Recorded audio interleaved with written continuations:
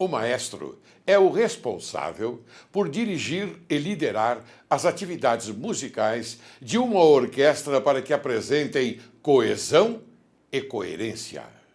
Na regência da vida também temos que conduzir com maestria a nossa própria orquestra. Cuidar de cada nota, cada compasso e instrumentos, que são representados por nossas experiências e desafios. Porque do mesmo modo que o músico precisa ensaiar para alcançar a melodia perfeita, nós precisamos aprender a superar as dificuldades. Aprender a cair e levantar, respirar fundo e começar tudo de novo. Acreditar que é possível fazer o que naquele momento parece impossível. É o princípio da superação.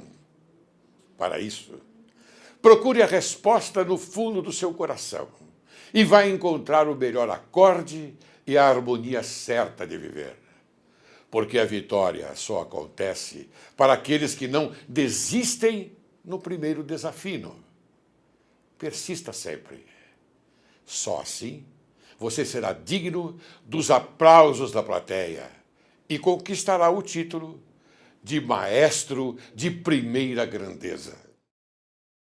Direito e Justiça em Foco manifesta profundo pesar pela morte do advogado e ex-ministro da Justiça, Márcio Tomás Bastos. Este programa, bem como seu idealizador, desembargador Laércio Laurelli, reconhecem seu importante papel na construção do Estado democrático de direito e na luta pela cidadania. A história de vida de Márcio Tomás Bastos permanecerá viva, intacta no cenário jurídico e político desta nação, com destaque entre os grandes momentos da história do Brasil, tendo ele participado ativamente da luta pela liberdade e pela democracia, com a tendência sempre crescente para o verdadeiro, para o belo, para o bem, tríplice realização do divino. Desembargador Laércio Laurelli.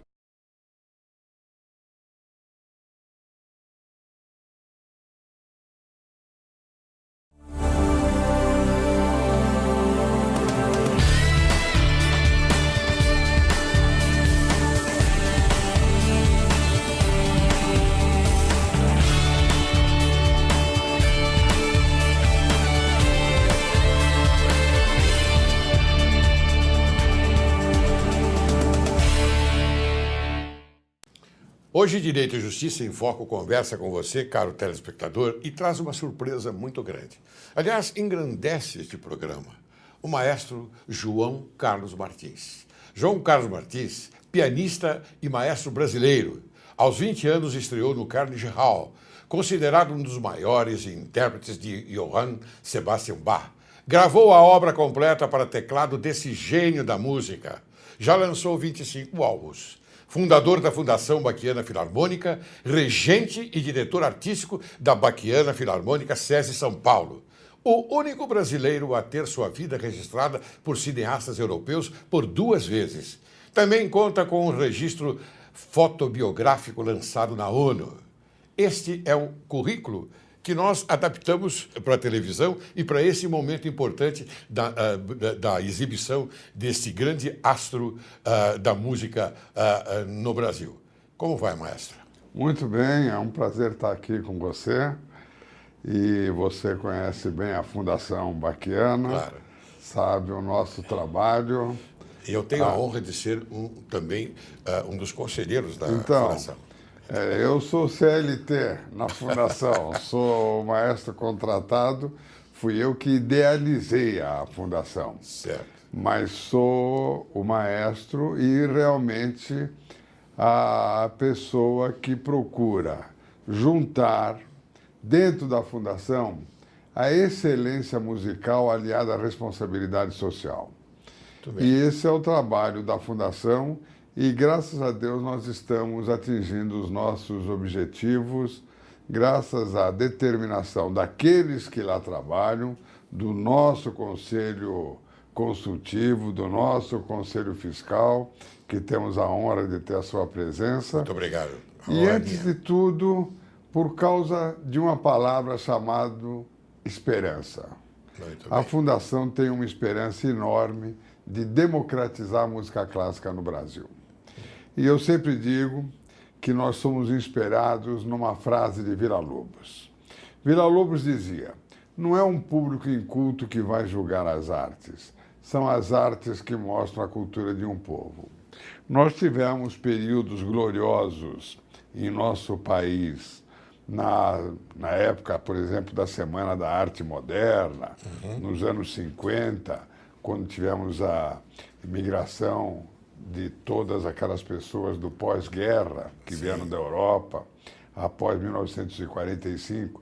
Depois tivemos um período um pouco obscuro nas artes no Brasil e agora estamos tendo uma espécie de renascimento. Muito bem. E nesse renascimento a Fundação Baquiana certamente faz parte. Ótimo, eu fico satisfeito porque nós estamos informando o telespectador, a sociedade, enfim, a respeito desta maravilhosa Fundação Baquiana Filarmônica.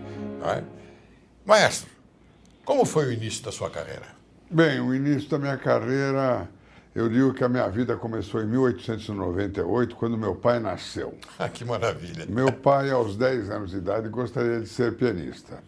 Mas aos 10 anos, ele já trabalha escravo do começo do século XX, ele já trabalhava numa gráfica. Sim. No caminho para a gráfica, ele parava diante de uma janela para ver uma aula de piano. Até que um dia a professora falou: se você quiser, eu lhe ensino a tocar piano. 3 dias antes, deu um sono, dormiu na gráfica e a prensa decepou essa parte da mão dele e o sonho dele morreu ali. 40 anos, 1948, 40 anos depois do acidente, com 8 anos de idade, eu iniciava meus estudos de piano, certamente para realizar meus sonhos e ajudar a realizar os sonhos dele. Muito bem. Mas isso então foi também uma dádiva, né, de Deus, não é? Esta apresentação, não é? Apresentação na sua vida. Não é? Apresentação, digo, ter escolhido, não é? Tocar piano. Exatamente. Muito bem. Eu acho que você percebe. Eu digo que o meu caso, embora todo mundo diga que seja de superação, meu caso é de obrigação.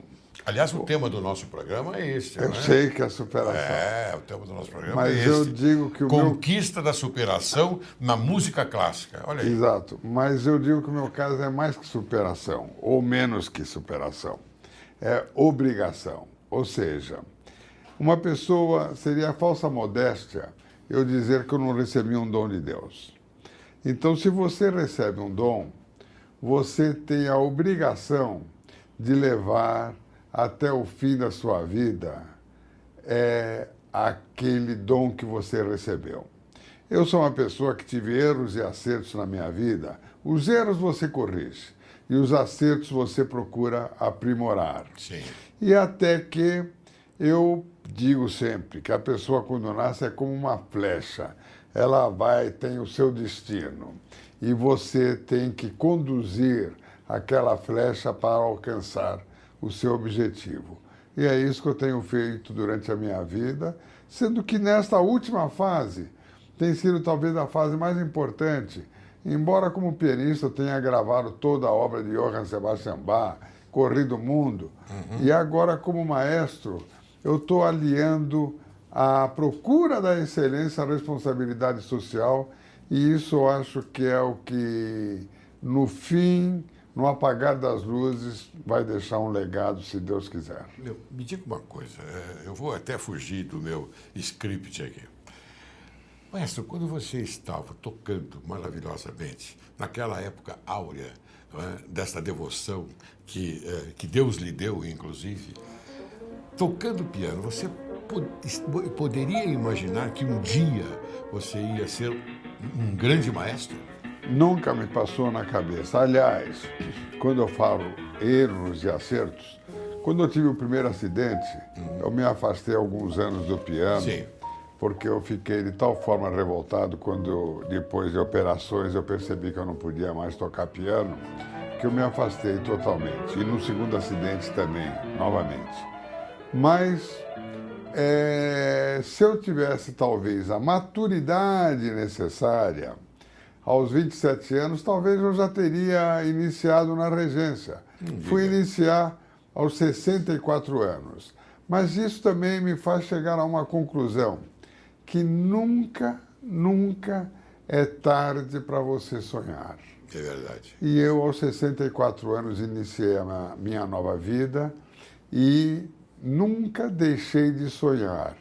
E tenha certeza, hoje estou com 74 anos, nesses 10 anos foram mais de 1.300 apresentações, alcançamos mais de 10 milhões, estamos chegando a perto de 11 milhões de pessoas ao vivo, que nós já nos apresentamos, democratizando a música clássica no Brasil. Não adianta você simplesmente tocar no Carnegie Hall, na Sala São Paulo, no Lincoln Center. Você tem que ir nas periferias, você tem que ir nos presídios, você tem que ir nas favelas, né? Nas favelas, você tem que ir na Fundação Casa, antiga FEBEM, e você tem que realmente dar uma mensagem, porque a música, na minha opinião, é o melhor segmento para a inclusão social em qualquer país do mundo.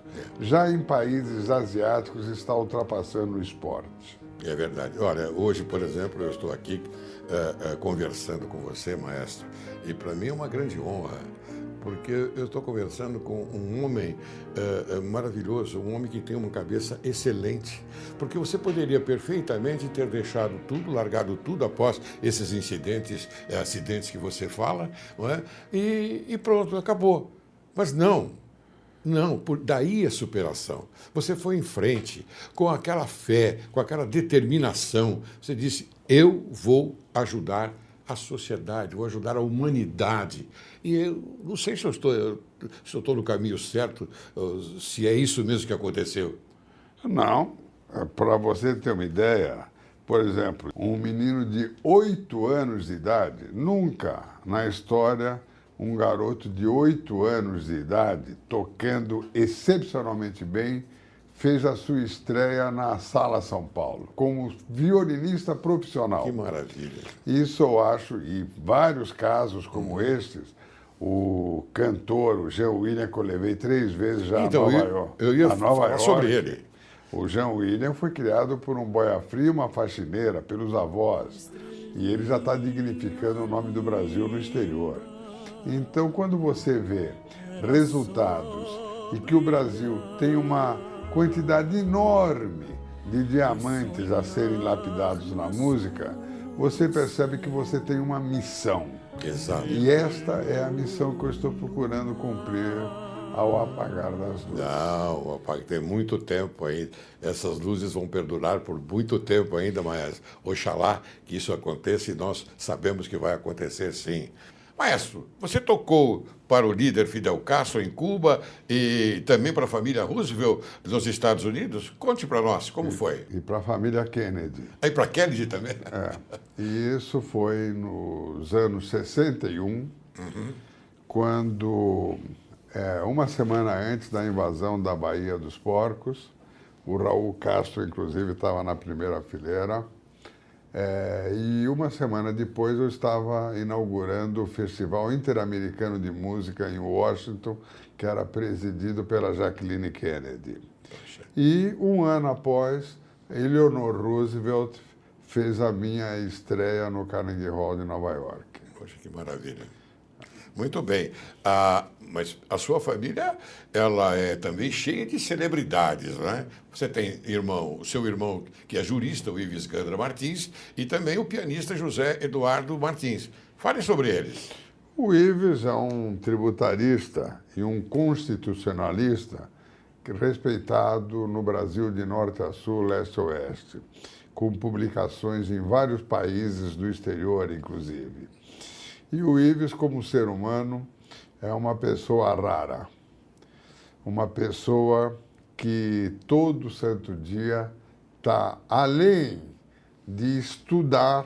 Aliás, nós estávamos falando isso antes do programa. Certo. A pessoa só atinge os seus objetivos se tiver disciplina. Claro. Eu digo que tudo se faz com a disciplina de um atleta e a alma de um poeta. E o Ives procura se aperfeiçoar dia a dia. Ele está com 79 anos e eu acho que ele é um exemplo para o nosso país. O Zé Eduardo é um pianista maravilhoso, gravou inúmeros CDs na Bélgica e em Portugal, faz uma ligação muito grande entre Portugal e o Brasil e toca excepcionalmente bem, embora ele procura ter uma vida mais reclusa aqui no Brasil. Essa é a razão pela qual, talvez, na parte da música, na família, o meu nome ficou mais conhecido. E o outro irmão, o José Paulo, é um colecionador, talvez um dos maiores colecionadores brasileiros da arte dos artistas plásticos brasileiros. Muito bem. Então, tudo isso em razão do meu pai, que fez, desde a nossa infância, as artes como um objetivo. Era através das artes que ele achava que iria alimentar a alma dos seus filhos. Que bom. Eu quero aqui fazer um parênteses nesse momento e dizer a você, meu querido professor Ives Gandra Martins, tenha o meu respeito, a dedicação do meu estudo que eu fiz, inclusive homenageando a sua colocação, que é muito importante para o país. Parabéns, grande mestre Ives Gandra Martins. Esta homenagem eu não podia deixar de fazer. Tá certo, faço. Ele é um homem que está nos tribunais respeitadíssimo pelas colocações que ele faz, com uma simplicidade, com uma eloquência maravilhosa, maestro. Eu certamente faço das suas as minhas palavras. Ótimo, muito bem. Então vamos prosseguir na nossa agradável conversa. Você teve alguns obstáculos na sua vida. Eu queria que você, então, por gentileza, colocasse da maneira que você entender que deve esses acidentes. Conte o primeiro acidente. Primeiro foi um acidente. Primeiro, desde os 16 anos, que eu tive sintomas de distonia. Essa distonia eu tive que administrar durante toda a minha vida. Mas fora esse problema, que é um problema que já vem do cérebro, eu tive o primeiro acidente periférico, que foi num jogo de futebol, um acidente no qual uma pedra rompeu meu nervo ulnar, no cotovelo. Depois disso, para você ter uma ideia, no total, realizei exatamente 22 operações na minha vida, Nossa. das quais 19 relacionadas à mão e aos braços. Então você tem que partir do seguinte princípio: de uma adversidade, você tem que fazer uma plataforma para construir um futuro e não o caminho para o abismo. Claro. Então, isso foi o que eu procurei durante toda a minha vida. Hoje, quando eu chego em aeroportos, quantas e quantas pessoas chegam para mim: puxa, por sua causa, eu acabei dominando uma doença que eu achava que ia tirar a minha vida. Mas isso eu ouço dioturnamente. Mas é um exemplo de vida. Ao mesmo tempo, eu digo o seguinte: o meu problema é muito menor do que uma pessoa que tenha perdido a visão, que tenha ficado tetraplégica, uma pessoa que tenha tido um problema físico, que tenha dado limitações totais. Eu simplesmente sou um pianista que perdeu as mãos para o piano. Mas talvez pela exposição na mídia, acabou servindo de exemplo para muitas pessoas entenderem que adversidades, que elas procuram julgar aquelas adversidades como uma coisa monumental dentro da sua vida, essas adversidades são adversidades para serem ultrapassadas. Então eu tenho dois tipos de pensamento. Tem aquele obstáculo que é praticamente intransponível. Para aquele obstáculo, você tem que ter uma determinação para ultrapassar esse obstáculo. E tem aquele obstáculo que é colocado na sua vida, que o destino, que Deus colocou, que é realmente intransponível. No primeiro caso, você tem que ter determinação e, no segundo, humildade para reconhecer que não dá para ultrapassar. Muito bem. Em todos os casos, eu entendo que a sua força mental, ela foi evidente. Ela teve uma eficiência fora do comum. A força mental nesse sentido. Ah, tem que ter. Quantas manhãs você acorda e você fala, eu acho que eu não vou conseguir dominar esse obstáculo hoje. Depois você tem que pegar, olhar no espelho e falar, não, você tem que ter coragem para ultrapassar esse obstáculo. E isso eu faço diariamente. Quantas vezes eu poderia cair em depressão, mas eu transformei uma possibilidade de depressão em entusiasmo. Que maravilha. E no momento que você tem um entusiasmo, você corre atrás dos seus sonhos. Razão pela qual eu sempre digo, você corre, corre, corre atrás dos seus sonhos. Quando você menos espera, o sonho corre atrás de você. Que maravilha. Muito bem, maestro. Eu tenho mais algumas perguntas aqui. Eu vou fazê-las porque nós precisamos informar também o telespectador, a sociedade, mais ainda da sua maravilhosa vida. Eu digo maravilhosa vida, mas é porque você teve esse momento importante de superação, manejado pela sua mente, pela mente sadia que você tem.